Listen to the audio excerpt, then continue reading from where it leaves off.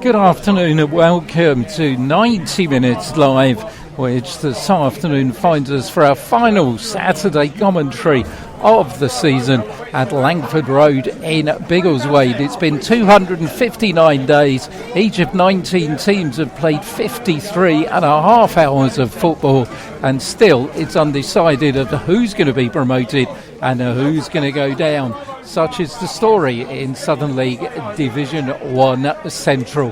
One thing is certain, Biggleswade Town and Ware are both short of a playoff place, but Biggleswade could go one better. A point here will secure the title and gain them promotion to Step 3. As far as Ware are concerned, an away win here, and they could be looking at a home semi-final playoff. All to play for here. The big crowd are gathered, and we'll have full match commentary coming to you in just a couple of moments' time. I'm Peter Hill, and Saturday wouldn't be Saturday without joining me to my right-hand side, Simon Alamandi. Yeah, good afternoon, Pete. Good afternoon, everyone. And I can't believe it's our final Saturday of the season. The season's gone so quick. I just want to say, it's been absolutely fantastic having you back this season, mate. Obviously, I know everything's all well and all good. I'm really pleased about that. I'm pleased that we're back to our normal seasonal routine. It's been terrific to be back, terrific to be sitting there with you, and also terrific support from everybody, all three of our clubs, Ware, Welwyn Garden City and the Hertford. Fans, directors, officials, managers, everybody has been absolutely amazing. Let's hope we're going to go out with a bang. 35 matches, 121 goals, and the teams are about to come out here. And Ware, well, you say my story, it's good to be back. It is so good to look along there and see Lewis Rose leading Ware out. Absolutely, yeah. It's fantastic to have the skipper back. What he's been through the last 6-7 months or so, and for him, the game that he came back in, against Aylesbury a couple of weeks ago, absolutely fantastic. And, great to see that he's doing well. Out they come then for the final time on a Saturday afternoon until the pre-season will start again in July. Wearing change strip, orange shirts, black shorts. Biggleswade Town in all green. The team news, well, Paul Halsey said he might make changes, and he has done just that, because Ware will start with Fred Burbage in goal, a back four which will consist of Ben Siggers, Echo Coker, Lewis Rose, the captain, and Jack Grosvenor. Quite in which order we will wait to see. In central midfield, well, Alex Warman, who's made such a difference since he arrived, alongside Freddie Moncur, who's preferred to Mitch Hahn, and George Ironton back in the lineup as well, as Jack Dreyer drops to the bench. And the front three will be Theo Ofori, Kieran Bishop gets a start in the centre of attack, and Richard Enning will play wide on the left-hand side. The Ware substitutes Joe Dearman, Jack Dreyer, David Soden, Mitch Hahn, and John Clements, who of course started this season here with Biggleswade Town. He scored 7 goals for them before reverting to Watson Park and joining Ware. As far as Armside are concerned, they'll have Jack Berman in goal, Callum Wilson, Kieran Fords, Charles Briggs, Luke Andrews, Marcus Goldborn, who scored that late goal that beat Ware at Watson Park earlier in the season, Harry Draper, Jack Morrell, JJ Lacey, Liam Andrews and Sam Willis. On the bench for them, Bernard Christie, Rodell Gordon, Rhys Honess, Lewis Thorpe and Liam Brooks. And our referee, Kiefer Mayhew, who comes from Hemel Hempstead. Seen him a couple of times this season. He refereed Welwyn Garden City's 2-1 win at Kempston, where he booked 5. And earlier in the season, Welwyn Garden City's 2-1 home defeat against AFC Dunstable, where he booked 8. He didn't get red, as far as my spreadsheet's concerned, so he must have done a decent job, I think. Well, he must have done. I mean, obviously, that game for Welwyn Garden City against Kempston, obviously, we had Chris White there at that one, so if he's not got a red on the spreadsheet, then hopefully we'll get a good performance.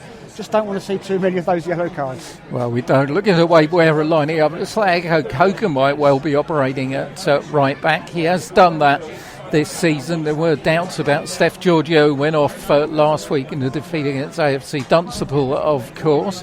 And so we'll see how that one pans out. I mean, it's a big game for both teams. When we talked to Paul last week, I thought he was really philosophical after a defeat, and smacked through a manager who thought, well, I know my way through these playoffs, and I'm not too disappointed. Yeah, exactly. I mean, obviously, Paul's been there for the for the last couple of years. He knows what it takes. He knows what he wants from his players and what he expects from his players. And I think, as he said to us, there were stages throughout the season where it didn't look like they was even going to get in the playoffs. So I think he's obviously taken a positive step on it, put a positive spin on it, and he's looking forward to the semi-final and fingers crossed the final. Well, if there's one man who knows about getting your team in the playoff, it's Paul Halsey. Ware have done it 3 years on the trot, hoping to make it 3 playoff finals on the trot, and the third time lucky, of course. Go up to step 3. Biggleswade Town going to get us underway, then kicking from right to left. A little bit of anticipation around the crowd, and also the PA announcer here, who announced this is the last game of the season. Well, we'll wait and see after 90 minutes whether that transpires, as to whether they're going to finish top of the pile or not. It's between Biggleswade Town and Bedford as away we go in this one at Langford Road. Bedford at home to North Lee. You would expect, nothing's been certain in this division this season, but one thing you would expect is Bedford winning that one. Yeah, absolutely. I think obviously we know all about North Lee and what's happened there, and obviously it's very sad for them, but they've really dropped down the table since then, haven't they? Obviously were in the playoff places, now towards the bottom, and you would expect Bedford Town to be beating them, especially the results they've got in the last couple of games. Other couple of games we're interested in. AFC Dunstable as the ball comes into the Ware area. That's a Darian Furlong of a throw from Liam Andrews on that far side of the field. Ball put inside the Ware box, and Kokoga does a good job of defending against JJ Lacey, but puts the ball out for the first corner of the afternoon. AFC Dunstable home to Barton, and Waltham having it home to Tamer too. We're going to be playing particular interest in, because the results of those two will dictate where we'll be going in the week for a semi-final playoff. Corner then to Dunstable, as headed cross goal by Lewis Rose, but it had enough height on it to go out on that far side as it's watched out of play by Jack Morrell. But it's going to be another throw in on that far side, and that really is a Darian Furlong of a throw, isn't it? It is, isn't it? Yeah, huge throw he's got on him. So obviously that's something that Ware to need to keep an eye on. Here it comes again from Liam Andrews. It's flicked on, but then out by Kokoga to the edge of the area. Freddie Moncur trying to do the defending. Ball comes across the box, but it had already gone out from Charles Briggs before anybody could do anything about it. And Ware will have a goal kick, which Fred Burbage, all in yellow this afternoon, will take from the goal away to our left-hand side. I mean, it was very tight at Watson Park between these two teams. It was a super goal from Marcus Goldborn that won it, but there really was nothing in it, and you would expect the same this afternoon. Yeah, I think so, pretty much. Obviously, two teams want to finish the season on a bang. I'm sure these Ware boys would like a home tie in the semi-final, and obviously Biggleswade are they're wanting to get automatic promotion to go up this afternoon. So both these teams, I'm sure, are up for it. Pulled forward by George Ironton, looking to pick out Kieran Bishop. Kieran can't keep it in, but also the other thing about this lineup, I mean, Paul Halsey is a wily manager, because there's 3 players out there, in Richard Denning, George Ironton and Freddie Moncur, who would want to be in the starting 11, and probably add Kieran Bishop to that as well. So, these aren't squad players that come in to take a place. These are players who fancy their chances of getting a place in the starting lineup in the playoffs. Yeah, I mean, of course. I mean, why not? I mean, we've said, the last few weeks how strong the bench looks, and there's absolutely no reason, why these players, shouldn't be starting. And we've said lately, how unlucky Richard Enning is to be on the bench, and he's got his chance today. So, I'm sure these players will be taking that opportunity with both hands and wanting to prove themselves to get a spot in that semi-final team. Well, that's what they've got to do here. Our other 2 teams, by the way, are in action. Long journeys for Hartford at Kidlington, an even longer one for Welwyn Garden City at Cirencester. wish them well to finish in a positive note. Hartford a good result in midweek against the Biggleswade team, of course, as the ball drops and is hoofed on by Geraint Forbes, and here goes away does Harry Draper, but at the end there was the linesman's flag on the far side, and that thing that happens with spectators. They're all going, oh, they haven't seen what he looked offside. Linesman hasn't put his flag up, but of course we have this silly rule where we have to actually touch the ball and it has to come into play before the flag goes up the far side, and the crowd will look and go, oh dear, he was offside anyway. Yeah, well, I mean, obviously, they knew it, but it's just a case of waiting for the linesman to put the flag up, and it's daft. I mean, it's obviously the ball's intended for him. It's obviously he's running on towards it. Just stick your flag up straight away, Mr. Lino. Well, them's the rules, and we'll have to stick by them. Fred Burbage has got a free kick just inside his own half. Our commentary position, by the way, back of a small stand. There's only about 5 rows in it. And we're just inside the half, being defended by Biggleswade Town in the first half. Got a very good view wherever you sit here, as the ball goes out of play for a throw-in, which will be taken by Sam Willis. Wears 14, but plays at right back. Biggleswade, one of these teams who are kind of half-hearted in their squad numbers. Got a few going, but not many, but enough to disrupt my team sheet, I think. But ball's on that far side.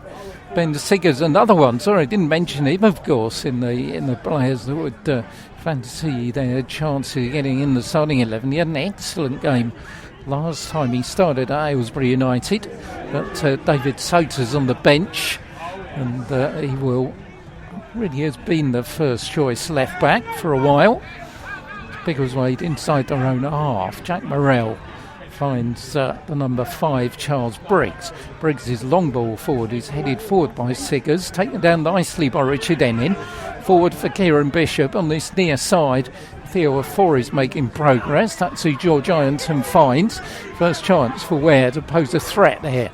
Theo going inside in the box, but in the end just one dribble too many, and it was thumped against him and goes out for a goal kick to the home side. And meanwhile, rather concerningly, Richard Ennin's gone down just shy of the halfway line. Looks like he might need a bit of treatment.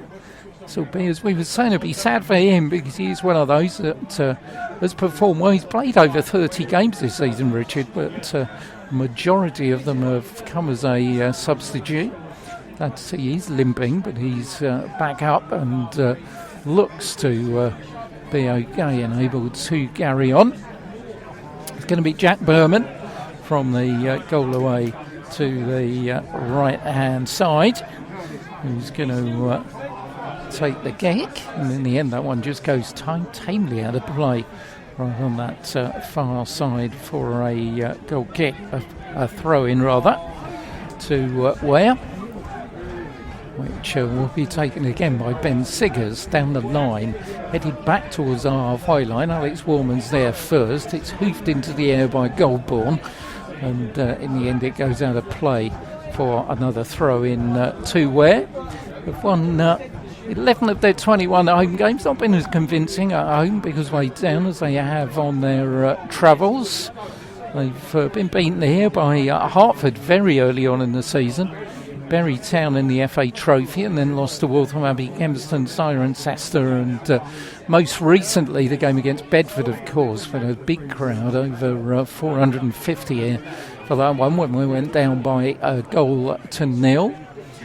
Got a throw in on that far side, almost right on the halfway line. It's going to be taken by Willis, nipped on by Liam Andrews. Here's Lacey, but Lewis Rose is there with him.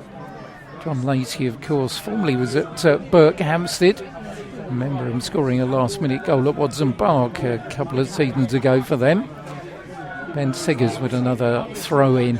Really is a chill this afternoon in the air. Someone forgot to tell the weather that it's April. Sitting here with gloves and 2 jumpers on, as Ware win themselves a free kick inside their own half. And these two teams better in the season. I mean, it has been probably far more changes for Ware. Theo Ofori didn't play.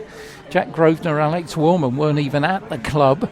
And so there have been the changes. And it's those positive changes, I think, really, even the most pessimistic Ware fan might think that if this team had started at the beginning of the season, then they may have gone one better than playoffs. I mean, I think it would be a completely different story. Yeah, we've said time and time again the last few weeks, haven't we, about the change that Jack Grosvenor and Alex Warman has made, and I think it could be a much rosier picture if they'd been here at the start. Ball across the box from Ben Siggers, but it's fielded fairly easily by Berman, with Theo Ofori just behind him. Yellow shirt and black shorts for a very stocky goalkeeper is Jack Berman, as he bowls the ball out to the edge of his area. Long ball forward. Lewis Rose just heads it on, and it goes to Berman's opposite number, Fred Burbidge. And it's going to be that kind of game, I think. It's they're very effective, Biggleswade Town, but talking to a couple of the locals before it started, and they said they're not pretty to watch. And I think that's not me saying it, it's people who watch them every week. So, but takes all sorts, and it is very effective as it's put them to the top of the table. A flag up on this near side dictates the fact Richard Ennin was in an offside position on the far side. Paul Wolsey is prowling up and down that technical area. He's right opposite us. He's standing up, and Joe's actually sitting down for a change. Well, I think Joe's probably he heard you. Joe's winding up, I think, because Jack Grosvenor heads it away from the edge of the area, but it's given away by Freddie Moncur. Good tackle coming in from Akko Coker, and equally Freddie Moncur snapping at the back of Liam Andrews' ankles, and Ware will come away with it with Ben Siggers. Bumpy surface here, I think, is best way of explaining it. There's another free kick, fairly cheap one. It's Luke Andrews who goes down under challenge, and Kieran Forbes will leave it to centre-back Charles Briggs to take the kick just inside his own half. Got Draper and Lacey, amongst others, to Ayman. Takes it with the right boot, lands on the edge of the area on the head of Lewis Rose. Theo Ofori can't get there, but Alex Warman arrives with the ball, then runs straight into Kieran Forbes, but does well to get it back and puts it all the way back to Fred Burbidge, who finds Theo Ofori, and Theo Ofori is thumped. I think that's probably an appropriate description of Callum Wilson's challenge there. Theo felt that one. He turned absolutely into a brick wall that was Biggleswade Town's number 3, and Theo might need a bit of treatment, I think, although the referee is looking at him as if he's going to get up, but he's not really getting up very quickly. No, it does look like he's in a lot of pain, and Lou's just waved over to the bench, and the referee's called the physio on, so hopefully he's going to be okay. Here she comes. I want to give Theo. I think it's just he's been winded, isn't he? Because he absolutely went straight into Callum Wilson. So Victoria's out, and hopefully Theo will be okay. Yes, he's had his injury issues earlier on in the season. He then went away to Harrow Borough, of course. Didn't quite work out for him there. Came back, said that he was looking to play his football abroad, but didn't really come off, and really had a fairly purple badge over the past few weeks of the season down this right-hand side. It's going to be okay. He's going to be getting up. Obviously, John Clements is on the bench, amongst others. Joe Dearman as well, who, of course, can slot in that attacking role. But Alex Warman just having a little word with the referee. Was writing something down on his hand there. Was he? I've never seen that before. Well, he was talking to Alex. He was actually writing something down. No idea what that was. Okay. Anyway, Theo's another stupid rule. Theo's having to go off to come back on again as Lewis Rose is going to take the free kick on the halfway line, right-hand side of the field here. We've had 13 minutes already of this one. Flown by. Biggleswade Town 0, Ware 0. 90 minutes live in association with Easy Shelf Direct, our sponsors. And Lewis will take the free kick and a bit of bird from the locals. Onto the head of Alex Warman, headed out by Briggs. And he finds Freddie Moncur, who brings in Richard Ennin, who goes very deep inside the Ware half for Fred Burbage. Took a nasty bobble just before he hit it, so it goes up in the air, and in the end it lands on the head of Sam Willis and goes out for another throw-in to Ware. It's been fairly slow to get going, this one, it's fair to say, in the freezing April temperatures as Briggs beats Richard Ennin to the ball. Alex Warman goes up, wins it on the halfway line. Forbes will let it come down to earth, and then a long punt forward sends Liam Andrews going, but Ben Siggers will deal with that, but deals with it rather drastically by booting it over the fence and out of the ground. But it'll be a throw in, and I think we know what's coming here. And I think Darian Furlan being with them early in the season has probably been a favour, because they've had to defend a lot of these in training in those early days, so they will know what to do here. Liam Andrews with another long launch into the box. Lewis Rose meets it again with his head up in the air by George Ironton. It's still in that Ware penalty area. Lands on the edge of the area and then is deflected out by Lewis Rose and thumped on this near side for a Coca for Kieran Bishop. Does well to hold the ball up, but in the end couldn't find anyone, and Morrell will try and put it down the line. Freddie Moncur's in the way, and Freddie's doing a good job here, making things difficult for Morrell down by the corner flag, and Kieran Bishop comes up with the ball for Ware. All spade work done there by Freddie Moncur, who did well. He's still down by that corner flag, and he wins Ware a corner.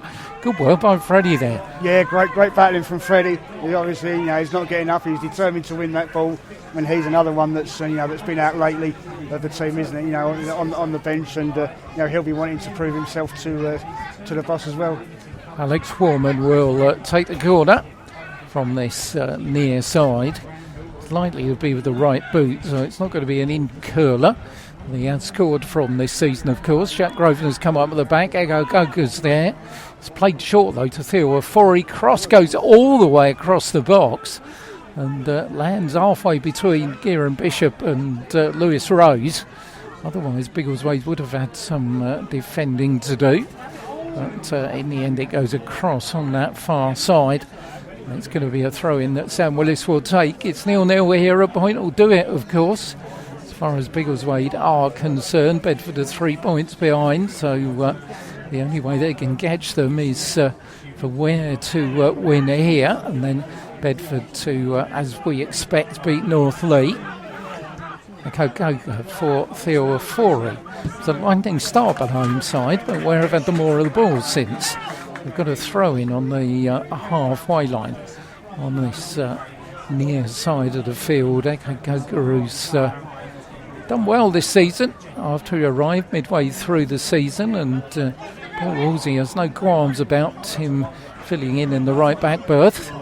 Plays the ball for Kieran Bishop, but Kieran Forbes is there first, and it's a foul by Bishop on the experienced man. Kieran Forbes played national, I think he played league football when he was at Forest Green Rovers. He's been certainly been around, as a number of this Biggleswade team have. It's surprise maybe perhaps to see AFC Dunstable as going as well as they are, because when you look around the other teams in the playoffs, there is plenty of experience amongst them. And the teams that have come out of this division in the past few seasons have all been packed with experience as well. So it's a surprise, but I think it's refreshing to see the young team from AFC Dunstable doing so well. Yeah, I think they've surprised a lot of people this season. Obviously, there was a lot of change there at the end of last season. Coming in with new management team, new board, obviously completely new team, and trying this youth structure, and it seems to have worked well for them so far. Well, we may well be seeing them in the playoffs. We will see how it pans out. At the moment here, 0-0 between Biggleswade Town and Ware. We're biased, but Ware are the team that are trying to play the football at the moment. There's ball along the line for George Ironton, who's got a bit of space to move into. George, right inside of the box, pulls it across the box. It's cleared only as far as Theo Afori. Theo's got it again and curls it in to the bottom right-hand corner. Biggleswade Town didn't get it clear. Theo Afori scores once again for Ware. It's 14 of the season for Theo. And with 19 minutes of the first half gone, Ware hit the front and lead 1-0. Well, that doesn't copy the script that Biggleswade Town had today, did First it? goal for Ware. Spoilt things for them. 19 minutes. They'll be determined to get back into Afori. it. And I've got to say, I think there might be some Bedford Town fans listening. I know someone who does the Eagles fans thing on Twitter or on X. He said if you want to keep up with with what's happening in this game, then give it a listen. Then I'm sure those Bedford fans are going to be dancing in the stands at Bedford this afternoon. Yeah, I think they'll be very, very happy. And George Ironton played his part in that as well. Put the ball across the box. Biggleswade didn't get it clear. And then was Theo Afori beautifully. We were right behind it. It curled in to the left-hand corner. So Biggleswade would be all to do. They have been a decent side when they've gone behind in games this season, it's got to be said. And they've conceded the first goal. They've come back to win 4 and drawn 3. As far as Ware are concerned, they've only lost twice when they've hit the front this season, and one of those was the behind the sofa game at Kempston, wasn't it? So it was, yes. Yeah, that wasn't pretty, was it? But we'll forget that one. Well, let's say Biggleswade made a bright start for the opening 5 minutes, but I think Ware a good value for their advantage at the moment. The lead here by a goal to nil on final Saturday on 90 Minutes Live in association with Easy Shelf Direct. Briggs wins the ball in the air, forward by Kieran Forbes, and Draper's making life difficult and pushes the ball just wide of the target as he beat Lewis Rose to it. Fred Burbage came out and Harry Draper's right foot just put it wide of the target. Yeah, that was a good chance for there. He'd be disappointed with that, not to get that into the net. Obviously, easy chance for them. Net's right there. No one in front of it, and obviously, the fans that we can hear around us disappointed it didn't level the scores. Well, it's the first time the home side have really threatened. It's taken them 20 minutes to do so, but led off for Ware. Still lead here by Theo Afori's 14th goal of the season. And when you consider it, really, he's only played half a season. That's quite a tally for the number 7 forward by Draper on that far side. Lacey wasn't going to follow it. And Ware will get themselves a throw-in. Ware have won, of course, at Hertford, Leighton, Cirencester, did all those keeping clean sheets. 1-3-1 at AFC Dunstable, 3-1 at Tame, 3-1 at North Lee. So they're the away wins this season for Paul Walls's team. As Biggleswade Town win themselves a free kick in front of their dugout. We've got their joint managers, Danny Bain and Jimmy Martin. Free kick will be taken by Willis on that far side of the field. Players have come up from the back. They're not the biggest of teams, it's got to be said, Biggleswade Town. It's driven across the Ware area. Draper gets his head to it, and Fred Burbage collects quite comfortably. Got a bit of a knock from Liam Andrews coming through. And the referee wants to have a bit of a word with. Fred stayed down and looks like it's going to be in need of some treatment. I mean, it was not really necessary from Andrews that. I mean, it was fairly clear that Fred had the ball under control, and rather worryingly, he's not moved No, he's not, has he? And I mean, I don't see the the sense in challenging, making a challenge like that when, as you say, it's clear that the keeper's got control of the ball and taking that, and it's just one of those senseless moments that doesn't need to happen. I mean, obviously, Biggleswade, they've gone into a huddle with the management team over there. They'll be telling them what they want. Obviously. They want to get back into the game, and they'll be thinking, if they do level it at 1-1 as well, that they don't want to sit on that because that's going to be too dangerous. So they've got to go all out for the win, and they've got some work to do. Well, Fred's back up again, which is good to see. Both teams had a unscheduled pit stop with taking a little bit of liquid, although. I think it'll be warm Bovril today. Not going to be anything else. Instead of the water bottles, they've got the flasks over. Most definitely. Let's hope it warms up for. We don't know whether the playoff semi-final is going to be Tuesday or Wednesday yet, but whenever it is and wherever it is, you'll be able to hear it on 90 Minutes Live in association with Easy Shelf Direct. Let you know as soon as we know. Long kick forward by Fred Burbage onto the head of Kieran Bishop. Freddie Moncur's going to go in first on that far side. Does well. Finds Richard Ennin. Ball bobbles up, but Richard maintains possession and then just skies his cross way out of play for a goal kick to the Waders. But Ware continue. Look the better side so far against the team who head to the table on 69 points. Ware in fourth, 10 points behind on 59, although should they win this afternoon, they'll equal last year's points tally of 62, which took them to fifth place on a season when the champions, of course, ended up with 88 points. Nowhere near that, whoever wins the championship this season. Ball out on the far side, one of those Liam Andrews long throws is going to propel itself towards Fred Burbage's goal. Parallel to the edge of the 18-yard area, far side of the field. 25 gone, we're leading 1-0 there at Langford Road. Here comes the throw. This one again onto the edge of the area. Jack Grosvenor's there first. Freddie Moncur helps it on the midway inside the Ware half. Kieran Bishop reacted quickest, but then it's given the ball away, and George Ironton straight into the back of John Lacey.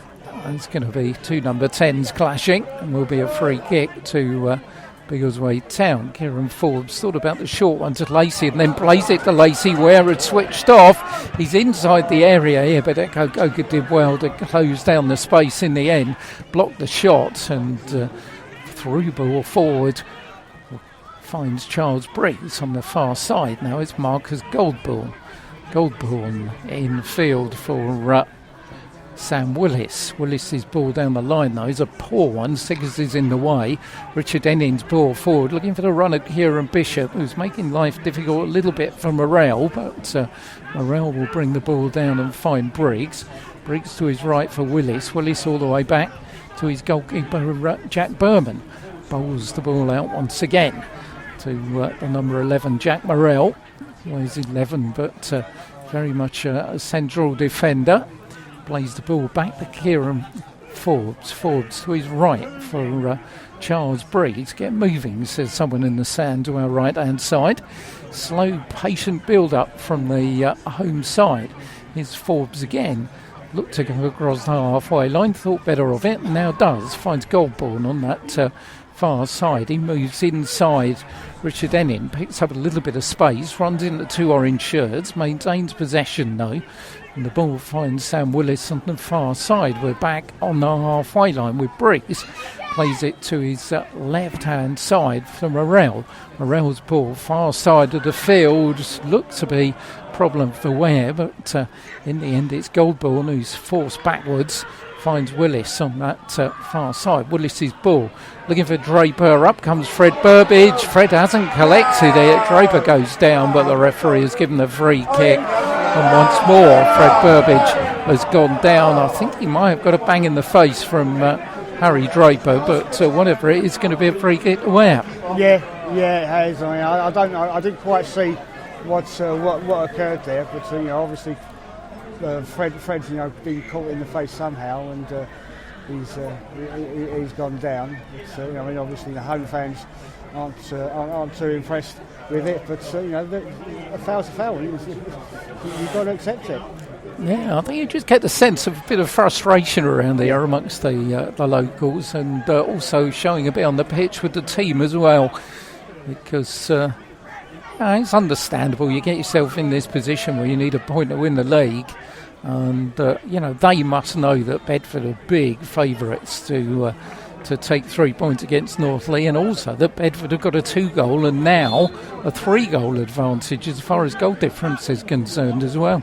Yeah, and they've also scored more goals this season, so all ends up. I think you made a very relevant point, Simon, that Biggleswade cannot go for a draw here. They've got to win this.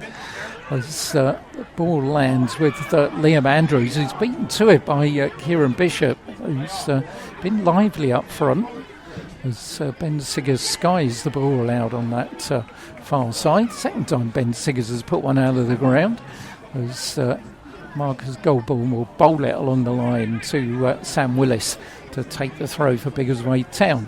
Approaching the half-hour mark here at Langford Road. Pete and Simon with you, our final Saturday of this season on 90 Minutes Live in association with Easy Shelf Direct. And at the moment, all going well. Biggleswade Town 0, Ware 1. Theo for his goal. 14th of the season after 19 minutes is what separates the two teams here. Ben Siggers has got the throw-in, far side of the field. Down the line, looking for Kieran Bishop, beaten in the air by Willis. Kieran gets a boot to him, and it finds Alex Warman on the halfway line. Back into Ware territory by Briggs. Jack Grosvenor does well, wrestling away with Draper, who thought he should have had a free kick. And Kieran Bishop beaten to the ball as Goldborn picks it up on the far side. Briggs, though, just skies it. Anywhere will do. And Alex Warman gets his head to it ahead of Liam Andrews, and it will be a throw-in to Biggleswade Town. Liam Andrews will leave it. It will be Sam Willis, the right back, who will take the throw.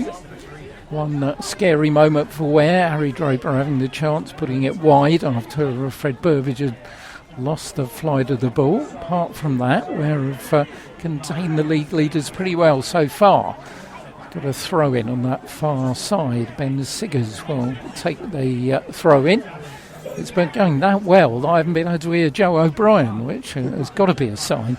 Got to be a sign. Ben Siggers will take the throw in far side. Up goes Kieran Bishop, beaten by Willis. Ball lands on the halfway line. Alex Warman gets a boot there. Forbes and George Ironton are wrestling away for it, and in the end it's a free kick to the Waders. Morrell will find Kieran Forbes again. Forbes, good ball forward, but that's a good challenge by Alex Warman. Freddie Moncur brings in Kieran Bishop, who looks for the goal scorer Theo Ofori on this right hand side. Theo a chance to have a run at Morrell. Theo across the box, but in the end it was sorted out by John Lacey, who brings the ball away. The number 10 skips inside of Theo. Top scorer this season, 15 goals as the number 10. He brings in Sam Willis, far side of the field. Willis gives it straight to Richard Ennin though. Groans from the home crowd as George Ironton finds Jack Grosvenor, who brings in Ben Siggers inside his own half, who just boots it towards the halfway line. It's brought down by Morrell, and on this near side brings in Callum Wilson. Plays it to his right hand side, and Luke Andrews gets it, finds Forbes. Again, it's this patient build-up and then ball forward looking for Liam Andrews, but it's a fairly aimless one, and Siggers and Grosvenor can just police it out for a goal kick to Ware. And frustration amongst the home fans, and it's got to be said, we've only seen Biggleswade down once this season, but yet to get going, I think, is a fair reflection of their opening half hour. Yeah, I think so. They don't really seem to. I mean, obviously there was that, that one chance earlier, but apart from that, they've not really showed any threat. That was more sort of like, a slip up on Ware's behalf, and I wouldn't say they've done anything too impressive. But as I say, frustration's coming with the home fans. But Biggleswade have got to be careful, because these home fans start to show their frustration, they've got to make sure they keep themselves calm if they want to have any chance of going, getting automatic promotion today. Well, 1-0, you're always in a game. 2-0 could be a bit more difficult, but for the moment it's a 1-0 advantage that Ware have, as John Lacey, who's looked as lively as anybody, picks the ball up on the halfway line. Briggs will play it left to Morrell, but once again Ware are well organised, and Alex Morrell picks the ball up and then hasn't really got anywhere to go. Plays a 1-2 with Forbes, and Lacey, who's the only one really that's offering anything, picks the ball up. He has to go back to Kieran Forbes, and Forbes has to play out on that right hand side for Willis to come forward. Willis's long crosses headed out by Ego Goka, and here comes Theo Afori down the right hand side for Ware. Has to put the brakes on. He was being tugged back anyway by Callum Wilson, and the referee quite rightly gives the number 3 a yellow card. Good refereeing, I think. Yeah, it makes sense. He's got to keep a hold of this game. Things like that you can't let slip. So good work from Mr. Mayhew. First one in the referee's book then, Callum Wilson of Biggleswade Town. Free kick taken by Ego Goka, looking for Kieran Bishop. Briggs is up, headed on by Liam Andrews, but it's Ware. Sure will get there first for Ben Siggers. Ben picking up a bit of speed, then loses the ball to Andrews. That could be expensive, but it's only Draper forward for Biggleswade Town. And so they've taken an age once again to get it forward. In fact, they're midway inside their own half as Alex Warman goes in, and Alex is going to get a yellow card this time. Alex Warman's challenge, which went in on Luke Andrews. It's a yellow card from our referee. So, bus syndrome. Wait ages for one, 2 come along at once. Alex Warman in the book for Ware. Callum Wilson likewise for Biggleswade Town. Free kick to the home side with 10 minutes to go before the break here on 90 Minutes Live in association with Easy Shelf Direct, and we're leading by a goal to 0. Briggs plays it to his left hand side for Morrell for Luke Andrews. Luke Andrews onto the halfway line, beckons Morrell forward. Morrell gives it back to the number 6, plays it to Forbes. Forbes again, this near side to Morrell. Morrell then with the left boot curls it to the edge of the area. Easy meet for Jack Grosvenor. Alex Warman goes over. There's a big wrestle for the ball. It will break with Draper putting the ball just wide of the target. It was bouncing around like a pinball, and it was Harry Draper's effort that didn't go far wide. No, I mean that's probably one of the best opportunities that they've created. So it's something that's got the crowd lifted up a little bit, and it's looking like they're trying to sort of work a way back into the game, but Ware are dealing with them very well so far.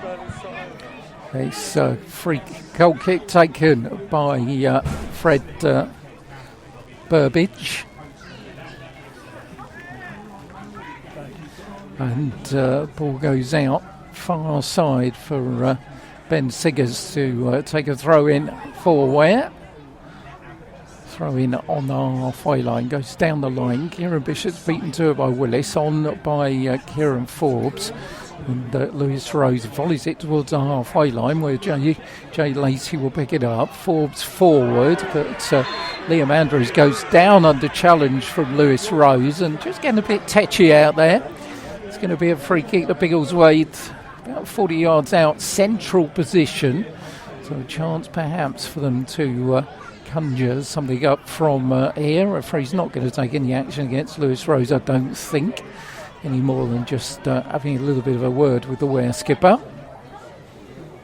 So a free kick which John Lacey was very quick to grab hold of. Fancies this as Biggleswade Town's top scorer. Ware are going to pull everybody back by Kieran Bishop, who's inside the centre circle. He's now asking the question to the bench whether he should go back, but staying where he is. Marcus Goldborn, he's well wide on that right-hand side, which is an interesting ploy here. Ben Siggers has noted it and ball to the edge of the area. Here comes Lacey with the free kick, then just chips it into the Ware box. Linesman's flag goes up, and it all comes to absolutely nothing. Sure, that was, obviously they've tried that one before, didn't want to try it in training, but Marcus Goldborn right out on that far side of the field. Yeah, as you say, it's obviously a routine that's come from training and practice, and unfortunately, we didn't seem to get the idea or see it in action. But as you say, it's come to a disappointing end. That free kick for Biggleswade Town, anyway. Not if you're listening from Bedford, I'm sure you loved it. But kick forward by Fred Burbage just goes out of play, and it will be a throw in just inside the Ware half, which Liam Andrews will leave to Sam Willis. A couple of cold pints go past us. There will be cold pints this afternoon as well, as Morrell picks the ball up inside his own half, plays it to Gallum Wilson, the left fullback. Wilson has to put the brakes on, goes back to Morrell. Morrell looking for somebody to pass it to. That's been the story really for Biggleswade Town. There have been chances have really been graded out of nothing. There haven't been any flowing moves forward from the home side so far. It's Morrell on the halfway line, just to the left of the centre circle, chips it forward, easily headed out by a go-getter Freddie Moncur, who's long ball forward, doesn't find anybody at home apart from Jack Morrell again, and Morrell can play it to his right to Charles Briggs, his central defensive partner, who plays it to the right fullback Sam Willis. Still inside the Biggleswade Town half, 5 minutes to go before half time. John Lacey is pulled out on his left-hand side. Lacey still going forward. Is Lacey still going? Ball bounces on the edge of the area, and then a flag goes up on that far side. And you've got to say that John Lacey is by far the bigger the bunch as far as the home side are concerned. Yeah, absolutely. And he's the one where the threats coming from Ware's perspective, isn't he? He's creating so much. He's getting that space down that left-hand side, cutting inside, having those little runs. And all the threats coming from JJ Lacey so far. Well, the rather quiet Paul Horsey and Joe O'Brien on that far side will no doubt have noted that, and we'll be talking about that at half time. But so far so good. They'll be pretty pleased so far, I think. Kick forward by Fred Burbage on that far side. George Ironton looking to feed Richard Ennin, but the ball comes off a green shirt, and it will be a throw-in. Oh, Joe O'Brien, he wastes no opportunity to get a bit of coaching in, doesn't he? They're waiting there to take the throw-in. He's telling George Ironton what he wants. He's talk about players coming. We'll maybe talk about it at half-time, but his arrival as well has been a major reason why this team has done so well on the far side. Richard Enning can't keep the ball in, and certainly, Joe's arrival also changed the whole dynamic, didn't it? Yeah, absolutely. I mean, obviously, before there was, Michael Bardell was there before, and he's a totally different character to Joe. A little bit of defending to be done there for Jack Grosvenor, who does it well. Yeah, but as I was saying, he's a completely different character to Michael Bardell. And I think I think Joe's made a massive difference. I've talked to him several times after games, and sort of like sat there and had a drink with him and things like that. And he's really sort of like got that passion, got that knowledge. Not saying that Bars didn't, but I think the way that Paul and Joe bounce off each other has worked well for them this season. As the ball is flicked on inside the Ware area, Draper goes down under challenge from Ben Siggers. Crowd behind the goal are thinking they might want a penalty, which would have been the softest one of the season, but they have won a corner. So the corner to be taken on that far side of the field in the final couple of minutes of the first half here, with Ware leading by a goal to nil thanks to Theo Ofori. Corner's going to be taken. Corner will come across. Up goes Fred Burbage. Just gets his fingertips to it. And it's cleared by Kieran Bishop, of all people, to Kieran Forbes and Marcus Goldborn on the halfway line. Forbes will get it back, and George Ironton's putting him under pressure, and in the end he concedes a free kick. But Kieran Forbes, he's not a happy man. He's just pointing. He had no one to give that ball to. And really, they created their own pressure on themselves there, Biggleswade Town. It's been summed up their first half, really. This does not look like a team that could be winning the title this afternoon. But sometimes you have to grind out results, and that's, I'm sure, what Danny Payne and Jimmy Martin will be thinking at the moment. As fall forward by Morrell for John Lacey, who just nips it away from Echo Goka.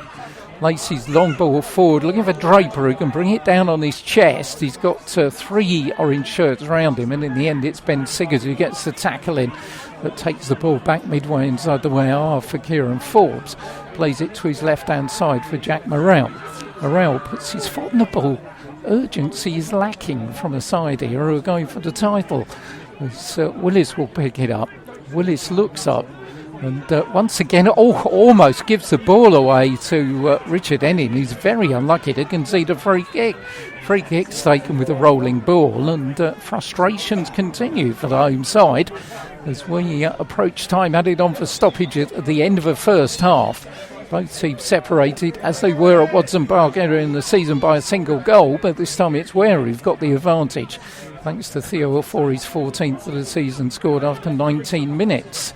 Defending to be done here, though, as a ball chipped into the Ware box. The dangerous-looking Draper heads it down. That is super defending by Alex Warman, who got himself inside the 6-yard box and managed to clear. He gets a big pat on the back by Jack Grosvenor, and super stuff from Alex. Yeah, I mean, that's Alex being Alex, isn't it? You know, he's fantastic. He really is. The work he puts in, you know, he's giving 100% every single game, and you would expect nothing less from him. Fred Burbage has got the ball on the edge of his 6-yard box. Probably a couple of minutes to be added on, I would have thought, mainly for treatment to him, of course, earlier on in this half.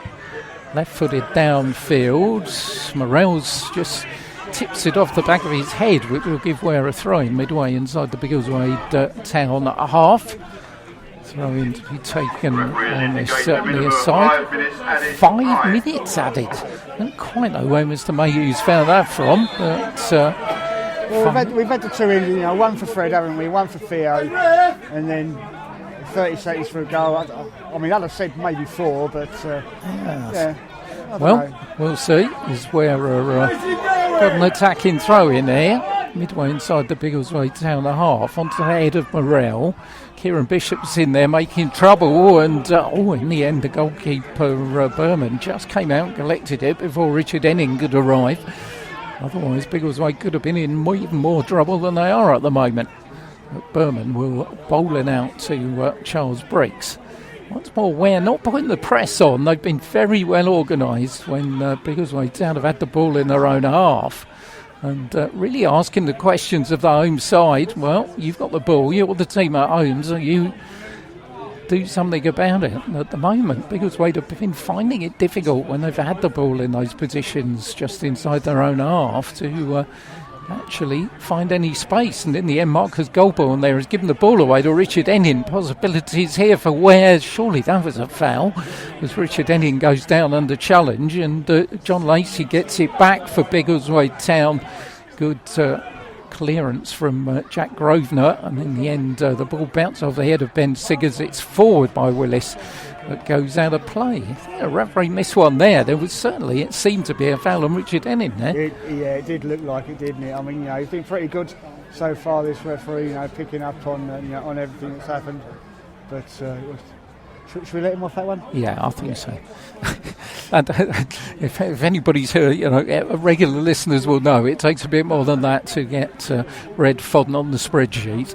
which only 2 referees have managed that this season, actually. But a couple of green fonts as well, which was last week's referee, Mr. Barnett, as well, who I thought was excellent. So there's a little bit of something gone on here with Kieran Bishop as players gone down, which is, I think it's Luke Andrews who's gone down in a heap. Referee wants a little bit of a word with Kieran Bishop. Kieran's got a bit of form, of course. He came back to Ware, and in his first 4 games he got 2 red cards. So and for a couple of them he was only on the pitch for a couple of minutes. So he's going to get a yellow this time. So he's going to have to be careful. Third one to get a yellow card in this opening half.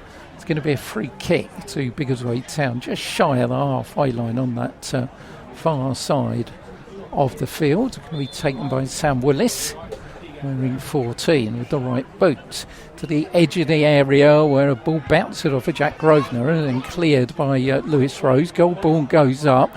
Briggs can't control it. Shot fired in from Morell, who'd found his way up there, but easy for Fred Burbage to collect inside his 6-yard box. So we've had 4 of the 5 added on by our referee, Mr. Mayhew, at the end of the opening period here at Langford Road. High kick by Fred Burbage onto the head of Briggs.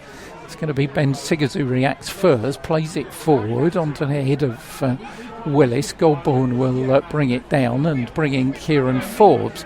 Perhaps one last chance for the home side to go forward here. Kieran Forbes, though, delays it and then plays it right to Willis, who finds Forbes again. And once again, they're inviting pressure from Ware in playing those slow balls across the halfway line.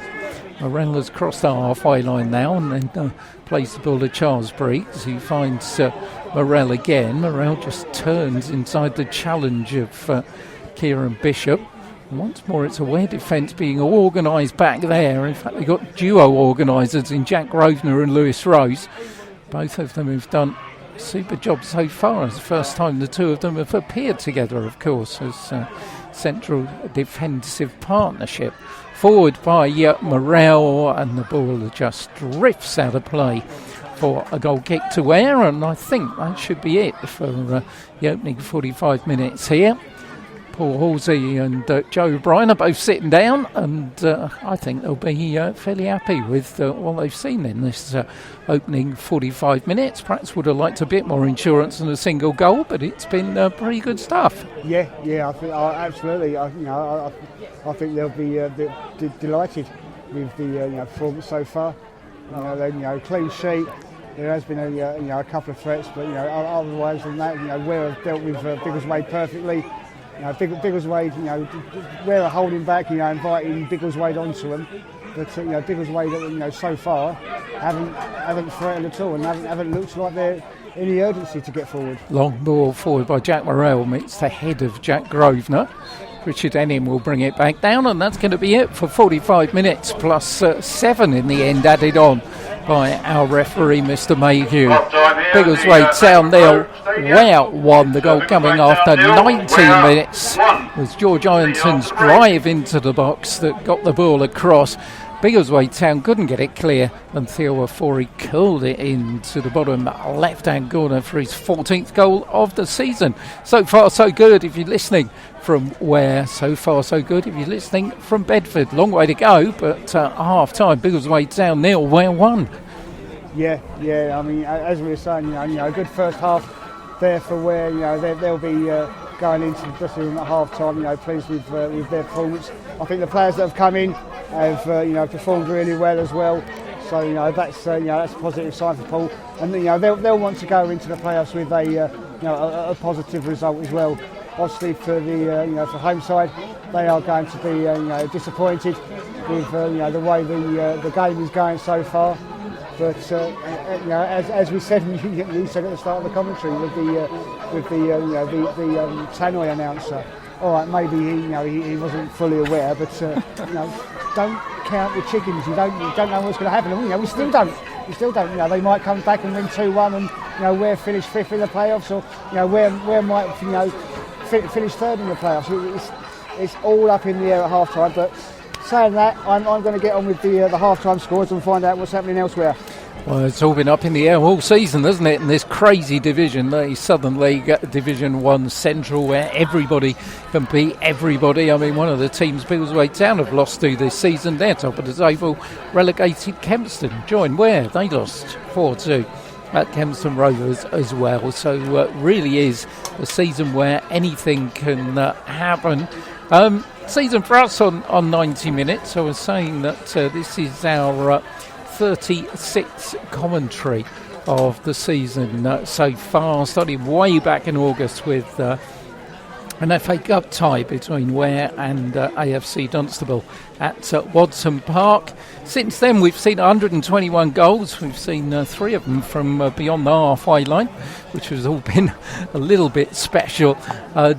Just a little bit of statistics. We had 10,266 downloads, and that quite gobsmacking. That includes our YouTube coverage, and thank you to everybody that has played a part in that. We've been heard in 29 countries around the globe, heard everywhere from Canada to Australia. So if you are listening from beyond these shores, then thanks for joining us, and I hope you're enjoying the commentary.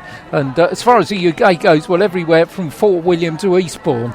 So I don't think there's much in between those two that we haven't touched so far this season. It's been a real blast, really enjoyed it. And, well, we hope that there will be 2 more games after this one. There definitely will be one. It will be a playoff semi-final. We're not sure whether it will be Tuesday or Wednesday night. And, of course, we're not sure of where it will be either. But as soon as we know, you will know, and we will be live on air, as always, at 7:40 for a Tuesday night, 7:45 or a Wednesday night, for that matter, 7:45 kickoff. We'll have the final standings at our playoff semi-final in the 90 Minutes Live in association with Easy Shelf Golden Boot. But, well, it really is all over by the shouting. What a season for Eben Mabona of Hatfield Town. 36 goals this season. And, of this, 36 goals in 30 appearances. That is some record. So he's going to win the 90 Minutes Live in association with Easy Shelf Direct Golden Boot. Jamie Marshall's had a good one for Hertford Heath, who themselves have had a terrific season in the Hard Senior County League. Jamie's got 21. Kamani Collington of Hatfield Town has got 20. Kendall Giamphi, who's been whacking the goals in recently for AFC Welling, has also got 20. And our old friend Louis Debenham is up there in 5th place, 19 for Westmill, who themselves have also had a really good season in their first season in the Hart Senior County League Division 1. Congratulations in order for AFC Welling, of course. They got promoted from South Midlands League Division 2 last week, so they'll be playing up at Step 6 next season. Good luck to them.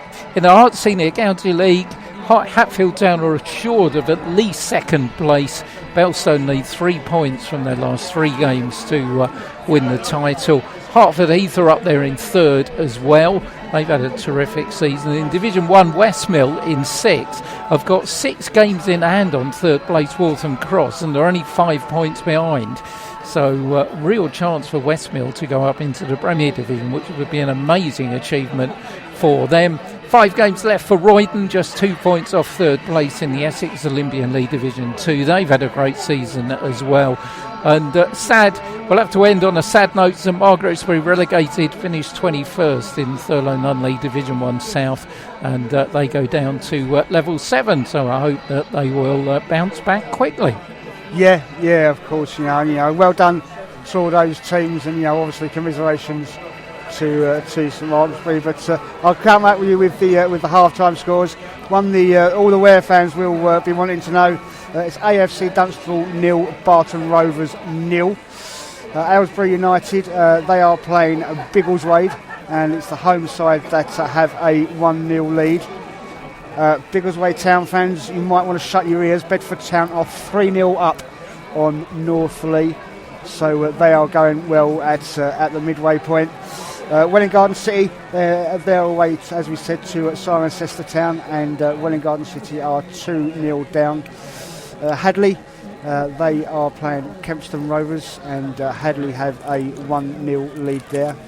Our other side, Hertfordtown, they're paying a visit, as Pete said earlier, to Kidlington, and it's the home side who have the lead there at half-time. Again, that one is 1-0. Stotfold versus Leighton Town. Again, it's another 1-0, and it's another 1-0 to the home side. And the last team in the playoffs, Waltham Abbey, they are playing Tame United, and it is the Abbots that have a half-time lead of 3-1. I'll come at you with the women's golden boot, and that is pretty much as settled as the men. It's Paige Pryor from St Margaret's-Bury. She leads the way on 28. Laura Cousins of Sherrard's Wood, she is on 18. Sophie Vale from Watson Park, she comes next on 16, followed by Jessica Duff of Bury Rangers, the only one in the top 6 to score last week. She's on 13. Christina O'Connell from Watson Park, she's on 12. Both Sophie and Christina of Watson, that's their season finish, so they can't get any more. And bringing up finishing up the top 6 is Claire Cranfield of Sherrard's Wood on 12. Well done to all those ladies, and certainly the Golden Boots have got some 2 very worthy winners there who've been cracking the goals in throughout the season. Well, if it stays the same after 90 minutes that it was at half-time, we're going to be at Watson Park in the week, because Ware will be assured of third place, and they'll be playing AFC Dunstable because the goal difference at the moment, Ware's is plus 12, AFC Dunstable is plus 7. So with AFC Dunstable 0-0 at home to Barton Rovers. Waltham Abbey 3-1 against Tame. That's not good news for Tame United. That means Tame United will join Kempston Rovers unless they make a miraculous recovery in the second half. 2 teams that will be relegated. Aylesbury United will be safe. So things being decided at either end. Championship not decided at the moment, but at this moment in time, it's going by way of Bedford. Yeah. I think obviously, we're going to have to expect them, as we said before. We're going to expect a victory for them. I'm sure these Biggleswade Town players and management, they will be aware of what's going on down there. So there'll be a big message from Adam Jackson and Dylan Ing in the dressing room at the moment, telling them what they want and what they expect. And as I said before, they've got to go out for the win. I mean, the thing is, Pete, the thing for them that they're going to have to worry about now, if they lose today, they have that disappointment of missing out on the league title on the last day. How would that affect them going into the playoffs if that's what happens? Obviously, like I say, we can't count our chickens. What's going to happen over the next 45 minutes to an hour? But that's one thing that they're going to have to be careful of, I think. Yeah, when you look over the last 3 seasons, second place teams have not done well. No. Biggleswade finished second last season, and Ware thumped them 4-1 in the playoff semi-final, and the season before as well. Second place teams have not done well in playoffs. If the championship at the moment is going to be decided on goal difference, that's pretty much a rarity in any form of football. In the Southern League, this will be the first time in any division of the Southern League title's been decided on goal difference since 2005-2006, when the Southern League Eastern Division was decided on goal difference, when Boreham Wood finished above Corby Town. Having said that, the goal difference was 13 goal shift between those 2 teams, and you have to go back to 1980 for the last time that the goal difference was pretty close. That was Alvechurch finishing, strangely, in front of Bedford Town. So maybe an omen there, who knows. But at the moment anyway, it's Bedford Town who lead the table on goal difference. From Biggleswade Town, Ware in third, AFC Dunstable fourth, and Waltham Abbey, despite the fact they're winning this afternoon, will remain in fifth. That would set up Biggleswade Town against Waltham Abbey, Ware against AFC Dunstable, but 45 minutes could all change that. Bit of football coming up this week, by the way. We've obviously got the Southern League Division 1 Central Playoff semi-final on Tuesday or Wednesday. We'll let you know. On Tuesday, Westmill have got a home game against Hertford Heath Development in the Hart Senior County League Division 1. And on Thursday, AFC Welling have got a game against Tring Corinthians. Next Saturday, there's a real belter of a game. And so we weren't, no 90 minutes live next Saturday, but I've got a feeling I might fancy going down to the Smile IT next Saturday, because in the Hart Senior County League Premier Division, you've got Hatfield Town against the Hertford Heath, which could be a bit of a belter. And in Division 1, Westmill have got a game away against Hemel Hempstead Rovers, but it's a big day for Westmill on Bank Holiday Monday, because they're in the Norman Appleby Trophy final against Premier side Everett Rovers. That's going to be played at Clarence Park in St Albans. So good luck to Westmill there. It's a bit of deja vu about this season. Westmill in a final, Ware in a playoff semi-final. So it's all a bit of deja vu, isn't it? Yeah. I mean, Westmill, they've been doing fantastic, haven't they? Since we started following them. A couple of finals that that they've had, some great performances, and it's good to see them doing so well. Lovely club, nice and friendly, and we've only had that one visit to down to their ground, but it was certainly memorable, wasn't it? Oh, totally memorable. Yeah, if you want to go to a real rustic football ground, then get yourself down to Westmill and have a word with the man with the pole who gets the ball from the moats down the side of the pitch on the far side. It's nice to see you here, by the way. I haven't mentioned it. You've got a collection of little fellas in all green shirts, and they are little fellas as well. I heard them. I heard the tenor just before the game as the teams were coming out. They're under sevens, apparently. My word.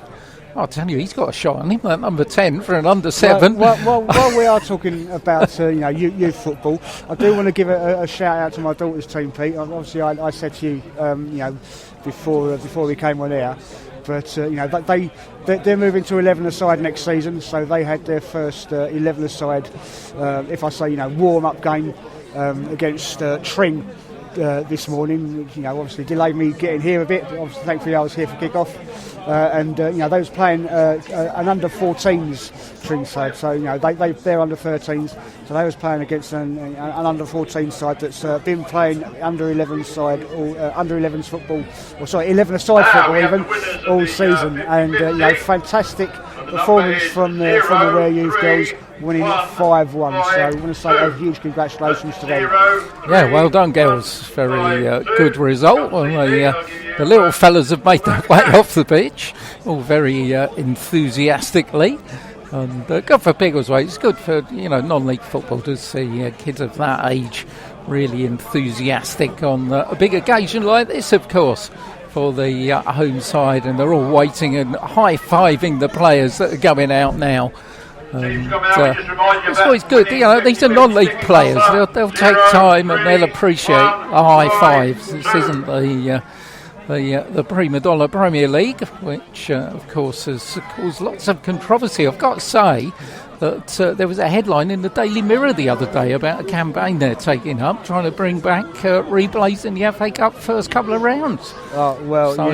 Headlines. Yeah. I mean, I know there's been a lot of, as you say, campaign and talk about it everywhere, but it's ludicrous. And like we said, we could talk all day about it, but it's hopefully the FA will change their minds and have a rethink, but. I don't hold too much hope. No, don't hold too much hope for that. It's been a great season in non-league football with 90 minutes live in association with Easy Shelf Direct.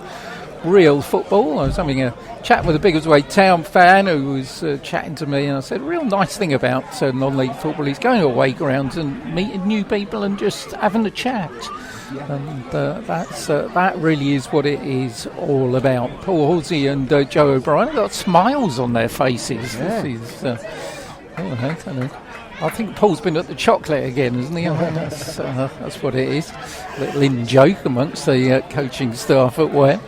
I've heard who it was, but I'm not saying anything. So, teams back out for the second half here at Langford Road, with Ware leading by a goal to nil in Southern League Division 1 Central. As it stands at the moment, that would set up a home playoff against AFC Dunstable on Tuesday or Wednesday night, as a few Ware fans with smiles on their faces go towards that goal away to the left-hand side, which the home side, Biggleswade Town, will do defending in this second half. No change to either lineup at a half-time. I'll take you through the two-team lineups when we get an appropriate break in play. And I think Ware standing there with the wind blowing in this second half. Looks freezing. I think he's looking around thinking, I wish I had one of those undershirts that Echo Goga and Freddie Moncur have got to keep my arms warm as the game gets back underway in the second half here at a freezing Langford Road. Well, what did the home management team say to their team at half-time? I'm sure Paul and Joe just said more of the same, please, as Echo Goga thumps the ball forward, and it's collected by the goalkeeper, Jack Berman, from the goal away to our left-hand side. Where then with Fred Burbage in goal, Ben Siggers at left-back, Echo Goga at right-back, Jack Grosvenor and Lewis Rose, the two central defenders, two defensive midfield players in Alex Warman and Freddie Moncur. In front of those is George Ironton, and then there's a front three of Richard Enid on the left-hand side, Kieran Bishop through the middle, and Theo Ofori down the right-hand side. Substitutes Joe Dearman, Jack Dreyer, David Soden, Mitch Hahn and John Clements. Kieran Forbes has it for our home side onto the halfway line. Chipped forward, but only as far as Echo Goga, who shanks it out of play on that far side. Biggleswade Town, Jack Bowman, Callum Wilson, Kieran Forbes, Charles Briggs, Luke Andrews, Marcus Goldborn, Harry Draper, Jack Morrell, JJ Lacey, Liam Andrews and Sam Willis. Their starting 11 with Bernard Christie, Rondell Gordon, Reece Honess, Lewis Thorpe and Liam Brooks on the bench. And just to complete, our referee's been Kiefer Mayhew, who had a good first half. Showed 3 yellow cards. And the ball deep inside Biggleswade Town territory, but onto our halfway line now with Morrell. Turns it back for Charles Briggs. It's been patient build-up for the home side, but they've been forced into that because Ware are not putting the press on at all. They're just giving them enough to play with the ball, just shy of the halfway line or just above it, and then when they do start to come forward, that's when Ware start to close the space down, as they're doing now on Marcus Goldborn, who has to go back to the halfway line again. Right-footed forward by Willis. Lewis Rose goes up in the air and takes a really nasty tumble over the top of Liam Andrews. Well, let's hope Lewis is okay. He's trying to be being pulled up by Andrews, which it's not really advisable when a player's made that kind of landing, is it? Lewis is going to be all right, but you want to leave somebody there, don't you? You don't want to move somebody who's landed like that. No, absolutely. I know sometimes players like to sort of like urge players to to get up a bit quicker, but as you say, Lou's gone down like that, and just leave him alone and let him get up in his own time. Well, he's okay. Lewis has had a bit more than that to put up with him the last 6 months, hasn't they? So he's made of stronger stuff, that man. That's not going to stop him. Fred Burbage will take the kick from the goal away to the right-hand side with the trusty left boot. Chips it forwards onto the head of Luke Andrews, further back by Siggers, and then Kieran Bishop just deflects it into the area where Jack Berman will collect and bowl it out to Sam Willis. Willis to his right to Briggs. Briggs back to Willis, and again patient stuff. Doesn't really look like the pattern's been changed much with whatever Danny Bain and Jimmy Martin said at half-time to the Waders. Briggs looking to come forward, chips it on this near side of the field. He's overhit it, groans from the home fans. Goldborn can't get it. Ware get themselves another goal kick, and don't really seem to have changed the band much. No, they've not at all. I mean, they're still sort of like, little bit pensive when they've they've got the ball in defence, holding it up a little bit, looking for that little break, and when that break does come, Ware are quick enough to close them down. But on the occasions when they haven't, the ball's been too long and going out of play. It's nothing seems to be a repeat of the first half so far for them. Morrell being put under pressure by George Ironton down on that far side. That's to turn it all the way back to his goalkeeper Berman. Long ball forward.